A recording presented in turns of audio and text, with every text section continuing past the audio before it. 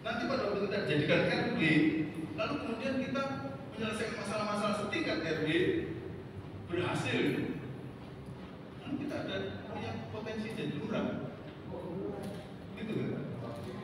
Logikanya ya kan? Saudara mau pilih RW yang nggak berhasil menjadi lurah? Bener ya, nanti kalau sudah jadi lurah, lalu kita menyelesaikan masalah-masalah setingkat kelurahan, lalu kita berhasil, potensi jadi camat. Seterusnya, yang camat berhasil, potensi jadi bupati, bupati berhasil, potensi jadi gubernur, gubernur berhasil, potensi jadi presiden kan gitu. Pak Jokowi kan gitu.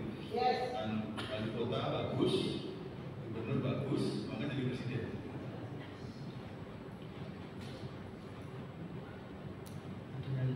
Ini kok tapi saya terbuka kalau ada yang protes. Nanti maksudnya, bener atau enggak sih ini? Jadi akhirnya kalau kita melihat, mohon maaf sekarang, kalau kita melihat orang memimpin 1000 jemaat, itu menunjukkan besarnya masalah yang dia bisa hadapi. Kalau nggak bisa selesaikan yang persoalan-persoalan 500 orang, dia nggak akan. Dan ada juga kan ayat firman Tuhan yang mengatakan, ya, kalau siapa membereskan perkara kecil, harus dipercayakan perkara besar. Bos mana yang mau mempercayakan kepada pegawainya yang untuk masalah kecil saja nggak beres? Nggak ada logikanya. Jadi Tuhan itu logis sekali. Jadi akhirnya begitu. Kenapa kalau pemimpin itu diukur dengan besarnya masalah? Karena kita tahu setiap kepala itu selalu punya pikiran sendiri dan pikirannya aneh itu, ya kan? Misalnya jadi pemimpin. Jadi kalau memimpin 10 orang saja, waduh pusing aku dengan 10. Lalu saudara ditambahin satu lagi, dia aneh lagi gitu. Menambahkan keanehan bagi kepemimpinan kita. Enggak ada jemaat yang seragam. Betul lah. Jadi karena bagaimana kita menghadapi orang sejumlah ini, tambah lagi orang jumlah ini, orang jumlah ini, akhirnya kita menjadi dilatih, otot-otot kepemimpinan kita jadi besar.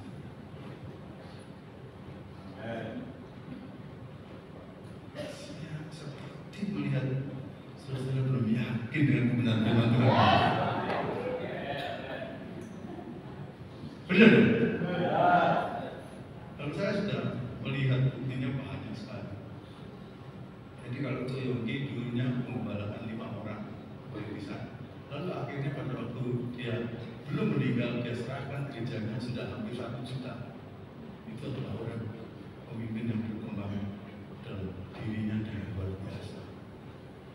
Nah, mungkin saya katakan yang kedua tadi, moga-moga renungan ini akan memberikan kepada kita seperti yang mengatakan, saya nggak berkembang. Mungkin saya kurang bisa menyesuaikan diri dengan orang yang saya pimpin, sehingga akhirnya saya tidak ditambah kepercayaan lebih besar lagi oleh bos yang punya. Kalau mengurusi satu produk nggak berhasil, bosnya nggak mempercayakan 2 produk, gitu kan?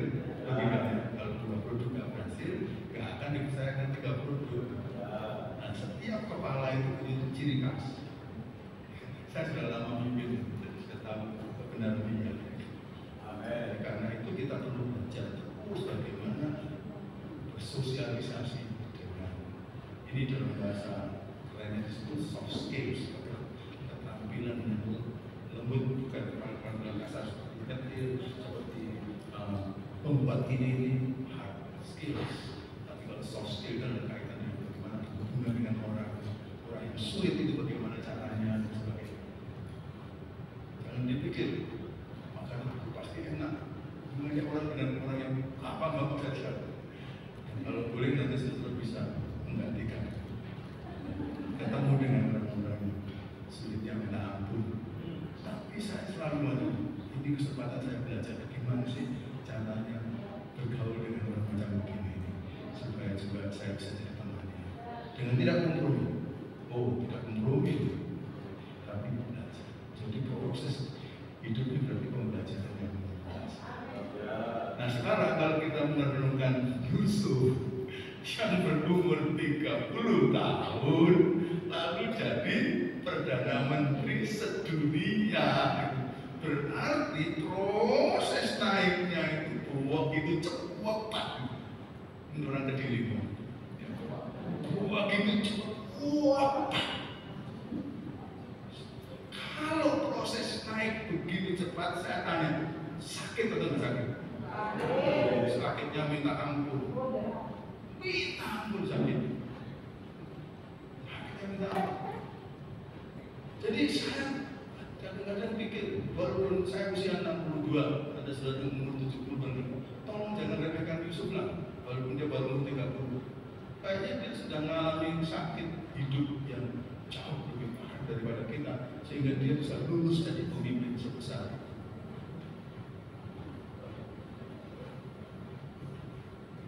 Berapa? Gini-gini. Berapa?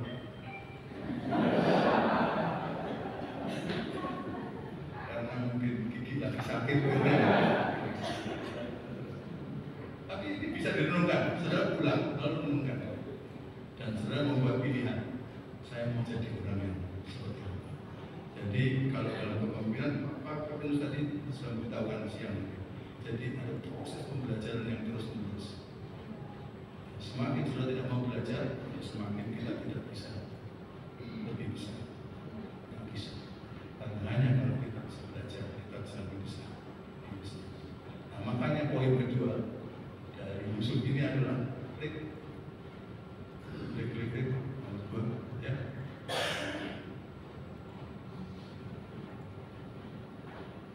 Apa saudara?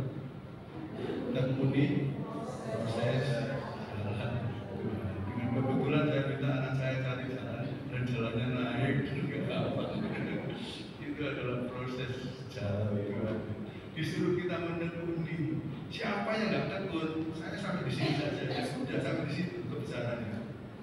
Tapi kalau mau terus, nanti kebesaran naikkan. Nggak gampang. Saya menjadikan nggak gampang. Karena kebetulan sedikit banyak saya sudah melewati jalan itu. Saya dan istri saya itu suka menghitung topi yang ada di atas kepala saya. Pernah ada 10 topi, ada 8 topi. Dan selesai bisa membayangkan bagaimana harus ada dalam proses belajar untuk bisa bergaul dengan sekian banyak orang yang ada berhubungan dengan saya. Tunggu situ.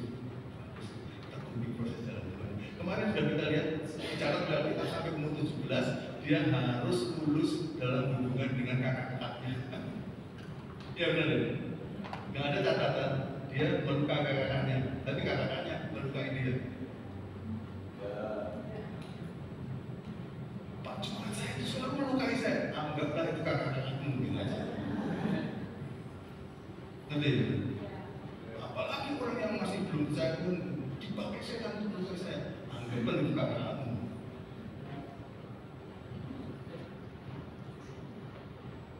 Mulai punya sekali.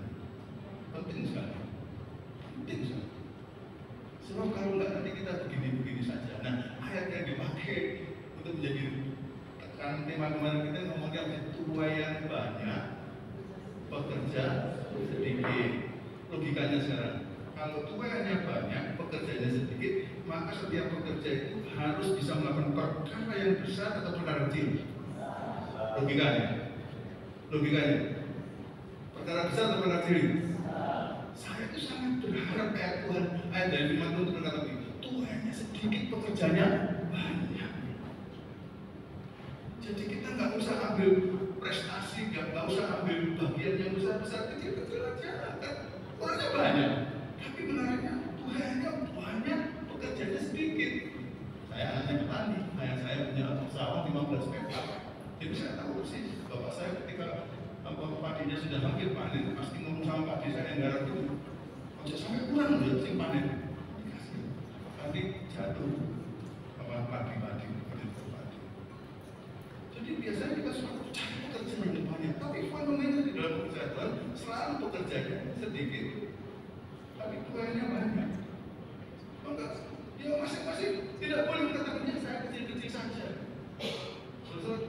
Kalau sudah pikir bahwa melakukan yang kecil-kecil itu tidak, saya tidak percaya. Karena ayat Tuhan mengatakan setialah dalam perkara yang kecil, maka aku akan mempercayakan kepadamu yang mau dipercayakan yang besar, bukan yang kecil. Ini bukan kesombongan sama sekali. Itu sudah hukum dari firman Tuhan.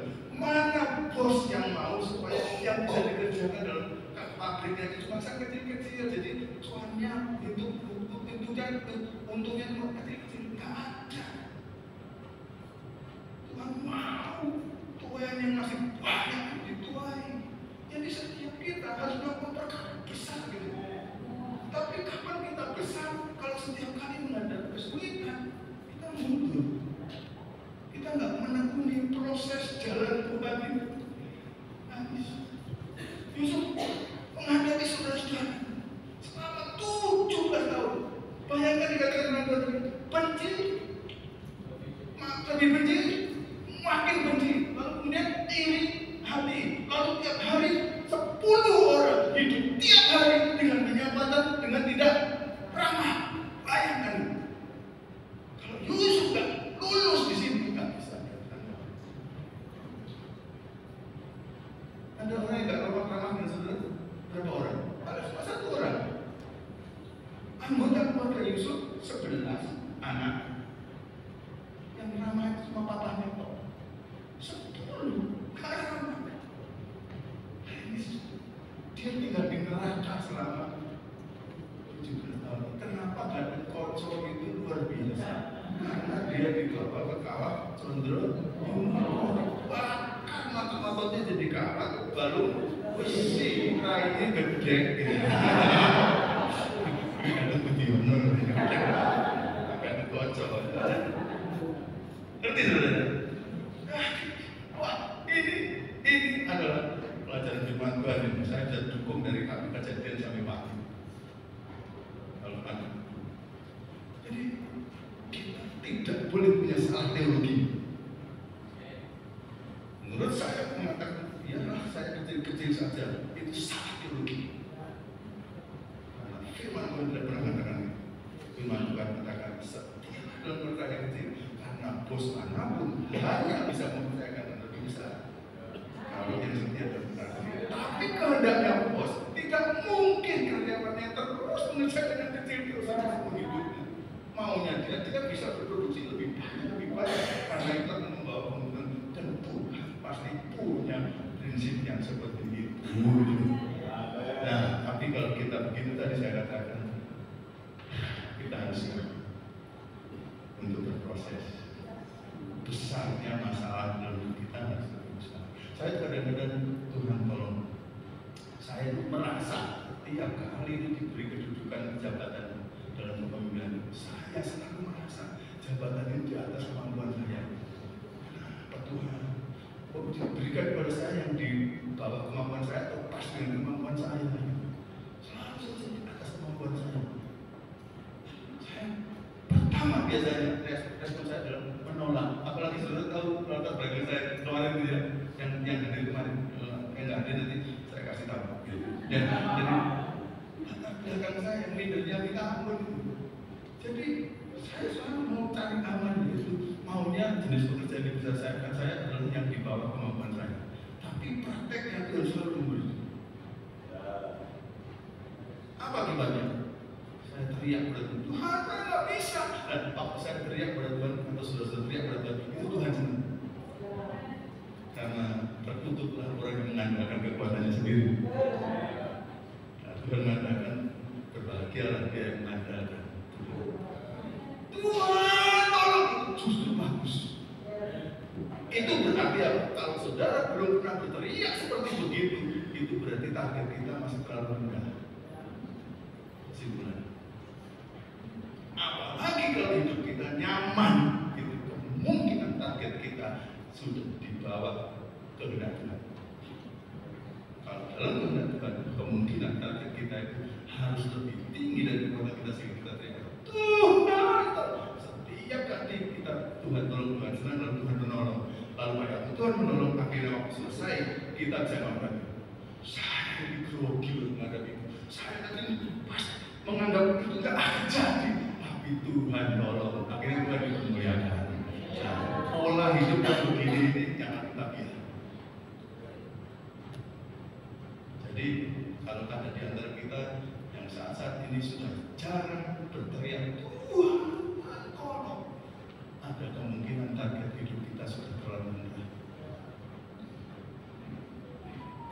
Naikkan targetnya sampai kita nggak sanggup, lalu katakan Tuhan. Yusuf ini menurut saya selalu kesulitannya itu di atas kemampuannya terus. Lalu kemudian kita tahu ya, dia dijual oleh kakaknya, dimasukkan ke sumur. Kok ya Tuhan tolong, sehingga kakaknya mengatakan jangan dimasukkan ke sumur yang berair, nanti dia mati. Di sumur yang nggak berair saja sakit saja. Lalu diangkat, dijual kepada saudagar orang yang penjual budak dia, orang Media, tetangga negara, dibawa ke Amerika, dijual di Amerika. Umur 17 tahun, lepas dari orang tua, nggak bisa kontak orang tua. Saya pikir, Yesus juga pikir, ini sudah akhir dari hidup. Tapi dia punya Tuhan. Misalnya dia berteriak lagi, Tuhan tolong, gitu ya. Lalu akhirnya dia dapat kerja. Itu kalau saya pikir, karena kita dalam cara selalu berdoa, karena itu nggak mungkin dia itu langsung kena ke rumah Potifar. Pasti dia ke rumah baik biasa-biasa dulu gitu. Tapi kemudian baik, lalu rekomendasikan sampai di rumah Potifar. Karena Potifar siapa? Potifar itu adalah kepala pas pampres, ya kan? Jadi gampangnya jenderal, kepala pas pampres, kepala pasukan pengawal Firaun. Nah, makanya ketika Firaun si Potifar sering tugas luar menyertai Firaun untuk jalan-jalan sama istrinya itu kesepian. Tanda Po ini ya karena kesepian. Jadi akhirnya dia, waduh itu ada anak umur 17 tahun, kata firman Tuhan, ininya kemerah-merah. Nah, ditinggal suami terus. Ada orang yang memperkirakan istri Potifar nggak punya anak. Dia cuma perkiraan aja.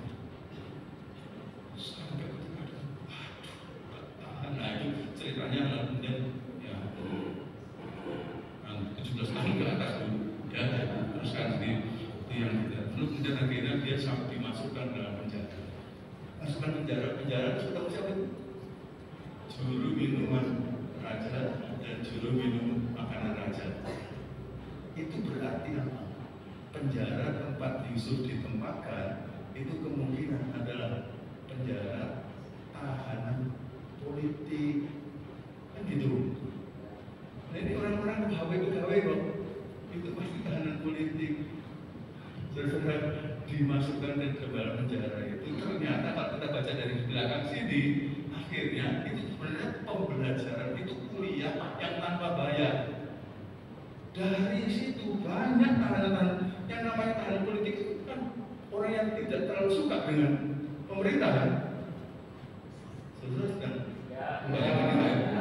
Nggak suka dengan pemerintah. Jadi diskusi tahanan politik di tempatnya si Yusuf ditahan itu, mereka selalu bicara kekurangannya Potifar. Kalau saya jadi Yusuf di situ, andai kata ada buku, saya tulis semua kekurangannya, nanti jadi program kerja saya. Ya kan, program kerja itu beresin yang kurang itu. Gitu. Pak Jokowi kemarin dulu dianggap bagus karena pembangunan infrastruktur sudah macet lama. Begitu dia lakukan itu, kalau dipuja orang. Nah itu Yusuf sudah istilahnya Mas Pram itu belanja masalah. Tahu ya, Gubernur DKI belanja masalah. Jadi masalahnya Yusuf itu dicari tanpa tahu itu nanti penting. Artinya apa? Tidak ada tempat yang sebenarnya bukan kehendak Tuhan. Sampai di penjara yang terjadi karena ketidakadilan, tidak adilan dan difitnah kok. Itu pun sebenarnya juga kehendak Tuhan. Nah, mari kita simpulkan karena tempat pelayanan saya bukan kesalahan tempat. Tempat pelayanan saya bukan kebetulan. Pasti ada sesuatu yang di situ saya bisa belajar dari Tuhan. Apa yang saya akan belajar hebat. Ada di antara kita kan, aku kemarin nggak pikir gitu ya Pak ya? Ya, ya cuma karena kalau sering mikir gitu akhirnya ketemu begini. Nah, akhirnya dia belajar dari tahanan-tahanan politik. Nah, menariknya kemudian kita tahu ceritanya, ternyata si juru minuman mimpi, juru makanan mimpi. Saudara kenapa kan? Kita lihat. Lalu juru makanan apa? Akhirnya 3 hari kemudian dia digantung, juru minuman dikembalikan ke istana melayani Firaun. Yusuf pesan apa kepada juru minuman? Nanti kalau kamu sudah di sana, ingat saya. Juru minuman tahu nggak kasusnya Yusuf? Tahu, karena pasti diberitahu. Orang di penjara kerjaannya apa? Ngobrol. Sering berkali-kali pergi ke musuh tambahan. Kalau nggak dari kita yang ngobrol aja mereka kerjaan ngobrol. Jadi tahu. Gitu loh saudara. Jadi ingat saya. Saudara, akhirnya juru minuman ingat atau lupa? Menurut penilaian sementara, dilupakan untuk juru minuman raja yang orang dalamnya Firaun itu untung atau rugi? Rugi. Karena kalau diomongkan kepada Firaun, kemungkinan Firaun, oh ternyata terjadi ketidakadilan di sana. Bagaimanapun juga raja lebih kuat daripada perdana menteri. Apalagi cuma motivasi pas pampresnya. Ini ketidakadilan. Motivasi, kamu lakukan itu. Ayo kembalikan dia ke tanahnya. Di mana? Kanaan. Mana Papua New Guinea? Saudara, kalau itu terjadi, Yusuf akan jadi apa? Anon pedus. Saya pernah bayangkan itu. Jadi kadang-kadang dilupakan oleh orang yang bisa kita harapkan. Itu bisa jadi berkat besar.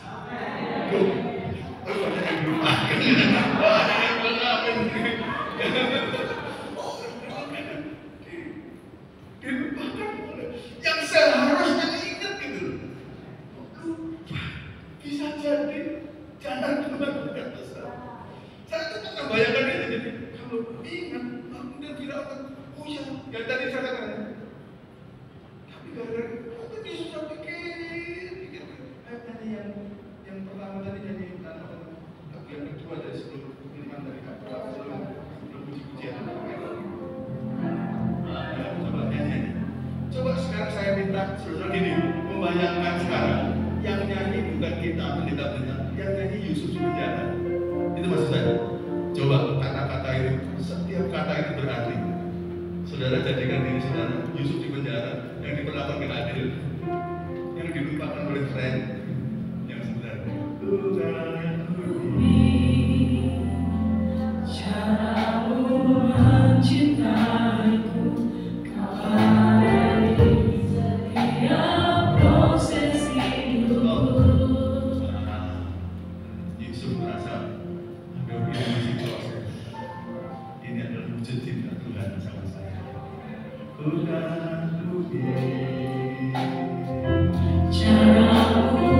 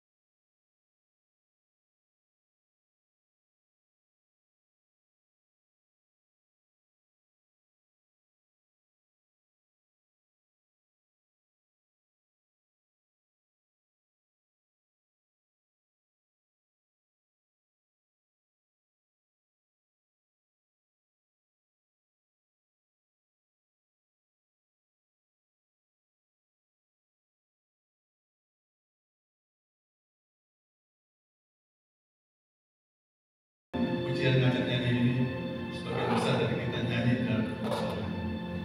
Tapi saya nyanyi lagi di situ sebagai Yusuf. Dan setiap kata itu buat saya sangat berarti. Itu adalah ungkapan isi hati saya. Kadang-kadang kita merasa hanya saya dengan Tuhan. Dan Tuhan tahu yang nggak apa-apa itu bagus itu. Karena di situ ada hadirat Tuhan. Kadang-kadang saya amati bahwa kalau kita ada dalam kesulitan dan makin sulit di situ hadirat Tuhan sungguh saya kita rasakan. Tapi kita itu cenderungnya suka menghindari kesulitan itu. Bahkan sebenarnya kalau jalan itu sebenarnya adalah jalan Tuhan.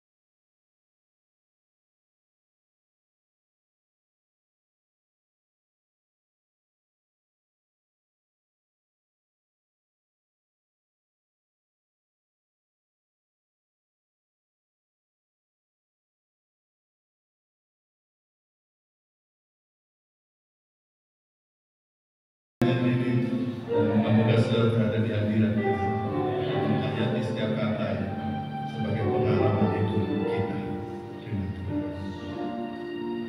Amin. Maka nyanyian yang terakhir tadi juga kalau dinyanyikan oleh Yusuf itu punya arti sekali. Yang terakhir berkali-kali Tuhan, kok malam hari ini buat kebetulan pemimpin-pemimpin pujian.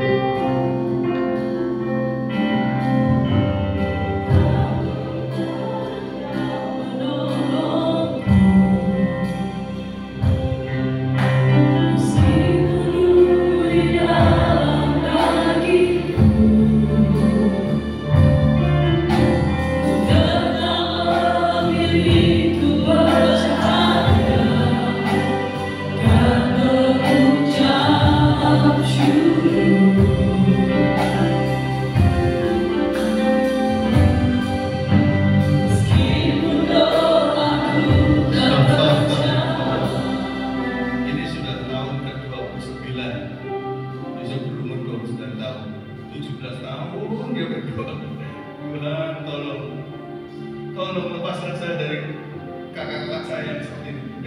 Dari mulut singa ke mulut. Ini 29 tahun, di tahun ke-29. Dia katakan tadi apa? Yang terakhir tadi apa ya? Dia mengatakan, ya meskipun doaku tak terjawab selama 29 tahun. Umur saya. Terus.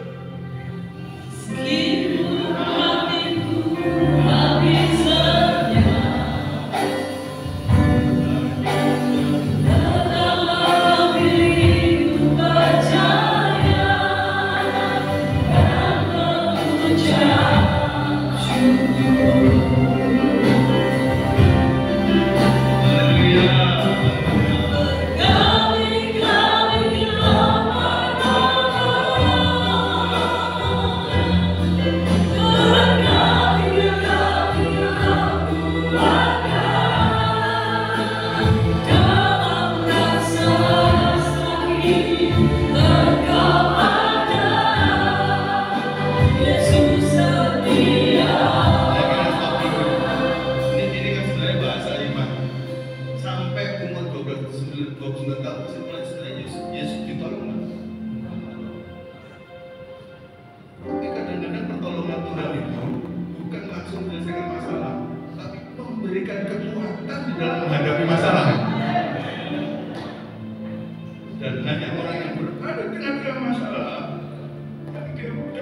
kekuatan dari Tuhan, dia dapat nyanyi lagu ini gitu.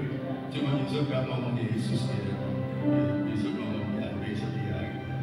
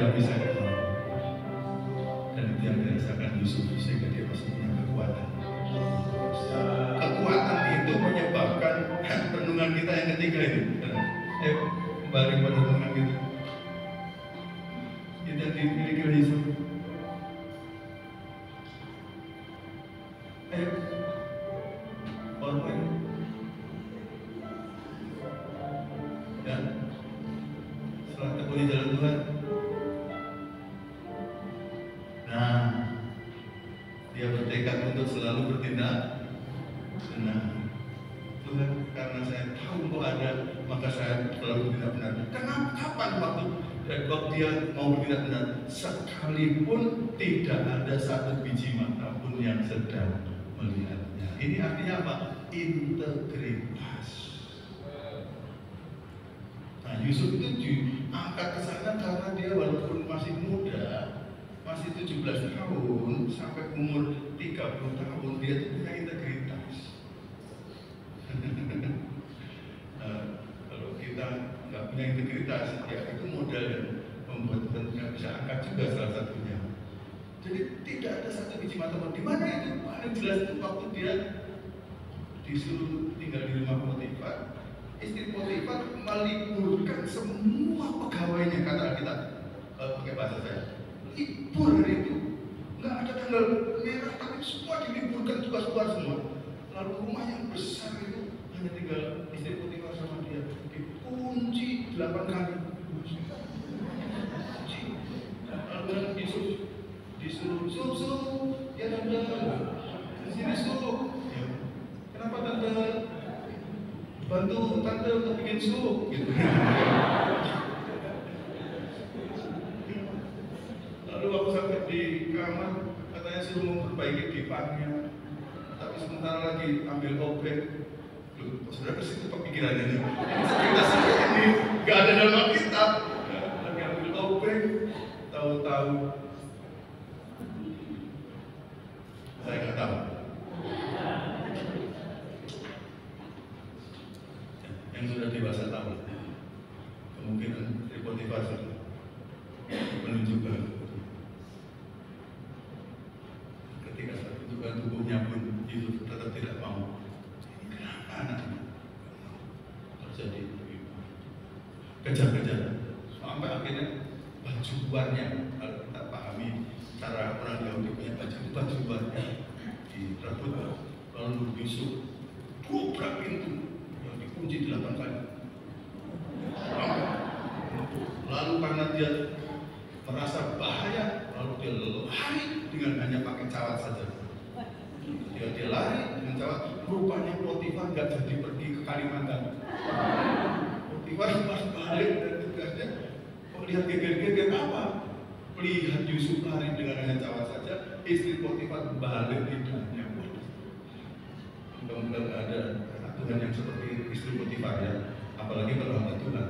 Ini jelas sekali, tak boleh balik lidah. Gara-gara itu dia masih dia. Sekalipun tak ada satu biji mata yang melihat, dia tetap bertindak benar.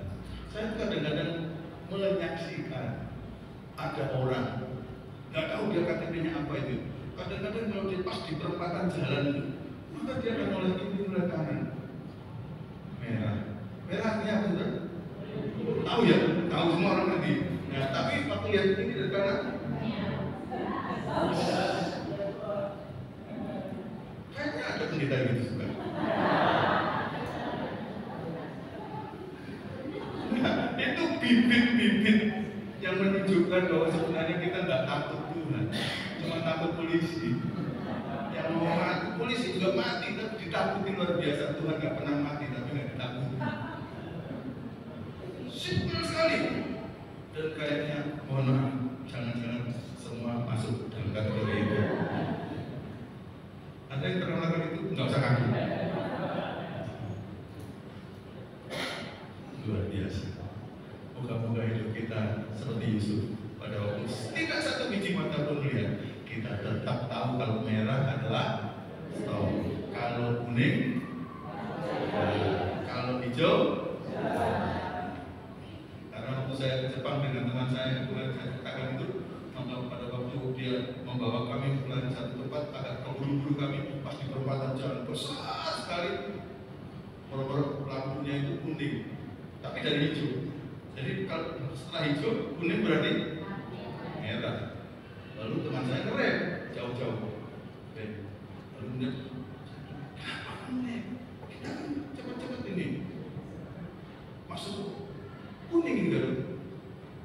Sudah kuning ini. Baru kuning. Nah, ini bahasanya orang Jepang sama orang Indonesia ada beda. Beda. Jadi bagi orang Jepang yang sudah kuning, bagi orang Indonesia baru kuning. Nanti jangan-jangan waktu merah, baru merah. Aduh, waktu dia ngomong sudah kuning, lalu saya bilang baru kuning. Lalu dia ngomong, Gatot, ini Jepang. Malunya minta ampun. Saya mau ke 135 juta penduduk Indonesia di Jepang. Langsung teman saya punya kesan, bahwa orang Indonesia ini rupanya semuanya kayak Gatot. Ini Jepang. Di sini yang Jepang. Padahal yang jadi Kristen 0,01%. Ya, Tuhan tahu. Mulai hari ini yang kecil-kecil walaupun Tuhan nggak lihat, kita mau selalu bertindak benar. Yang kedua, Yusuf selalu bertindak benar, sekalipun diperlakukan dengan tidak benar. Dia sering diperlakukan nggak benar berkata-katanya, tapi dia tidak bermaksud untuk melakukan ketidakbenaran. Ya. Tapi ini nggak gampang. Saya aja sudah jadi pendeta masih melakukan sebaliknya dari yang Yusuf lakukan. Waktu saya dulu sering ke Jakarta, nyetir sendiri, membawa anak-anak dan istri jalan bulan sekali. Kalau di utara sana itu kan sering dikepot gitu kan. Sampai saya kaget, ada satu mobil yang kayak nakal, sering ngepot saya 2-3 kali. Nanti saya katakan, dipikirnya bisa lakukan itu cuma dia saja. Langsung saya mati gas, saya salib dia, lalu saya tahu depannya dia, lalu saya pelan. Saya dengar, lega, puas. Nah ini kan diperlakukan nggak benar, tapi ikut, soal balasnya nggak apa-apa, tapi ikut berlaku tidak benar, itu loh masalahnya. Hati-hati, ini kadang-kadang kita terjebak di situ. Tapi yang ketiga adalah selalu bertindak benar, sekalipun segala kuasa, termasuk kuasa untuk bertindak tidak benar, ada dalam tangannya. Kapan itu? Cincin raja ada di jari manisnya. Jangankan cuma 10 kakaknya yang dulu jahat untuk bisa dibunuh, tapi seluruh dunia bisa dibunuh oleh dia dengan cincin. Bikin maklumat, bikin prasasti, bunuh semua orang di dunia. Cok, akan dibunuh semua orang di dunia. Jadi saya pikir-pikir Yusuf itu mungkin pernah berpikir, aku mau bikin maklumat. Paling berat, tolong ditulis. Bunuh 10 orang ini pelan-pelan selama 1 bulan dengan penderitaan yang tertinggi. Saya ke kerajaan. Maka itu akan menjadi kesengsaraan bagi 10 kakaknya yang menyengsarakan dia di rumah selama 17 tahun dan membuat dia sengsara oleh akibat perbuatan mereka selama 13 tahun. Yesus sangat punya hak untuk itu karena dia punya segala kuasa. Nah, yang kedua ini saudara, sekalipun diperlakukan tidak benar, itu biasanya itu keluhannya bawahan. Bawahan suka diperlakukan tidak benar oleh atasannya. Dia selalu mencari cara kapan bisa dibalas gitu. Saya dulu waktu jadi orang muda BPD melakukan begini. Kapan saya jadi BPD? Nah, itu biasanya penyakitnya bawahan yang kedua. Tapi yang ketiga ini penyakitnya atasan. Waktu sudah punya kuasa, nah ini saatnya kan punya kuasa untuk bertindak apa saja, termasuk bertindak tidak benar. Hati-hati, itu paling rentan, paling bahaya justru ketika berada di puncak kuasa. Bagaimana kita memelihara hati kita tetap berintegritas. Nah, saudara, itu saja.